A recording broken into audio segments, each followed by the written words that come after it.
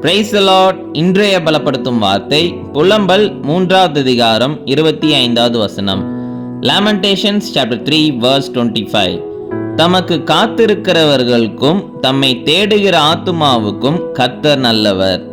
The Lord is good to those who wait for him, to the soul who seeks him. ஹல்லேலூயா.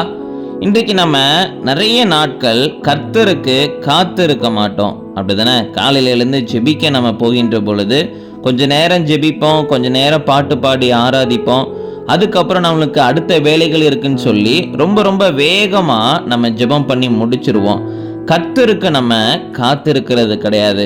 நம்மளுடைய ஆத்துமா கர்த்தரை தேடுகிறது கிடையாது. ஏதோ நமக்குள்ள இருக்கிற அந்த விண்ணப்பங்களை மட்டும் நம்ம தெரியப்படுத்திட்டு நம்ம விட்டுறணும், அதுக்கப்புறம் நம்மளுடைய வேலைகளை நம்ம பார்க்கணும், கர்த்தர் பதில் தருவார் அப்படின்னு சொல்லி நம்ம சரியாக ஜெபிக்கிறதில்ல, சரியா கர்த்தரை தேடுகிறதில்ல.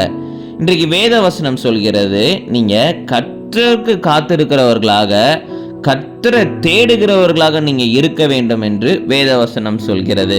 நீங்க அவரை தேடுகின்ற பொழுது, நீங்க அவருக்காக காத்திருக்கின்ற பொழுது, கர்த்தர் உங்களுடைய வாழ்க்கையில நன்மையான காரியங்களை செய்வார்.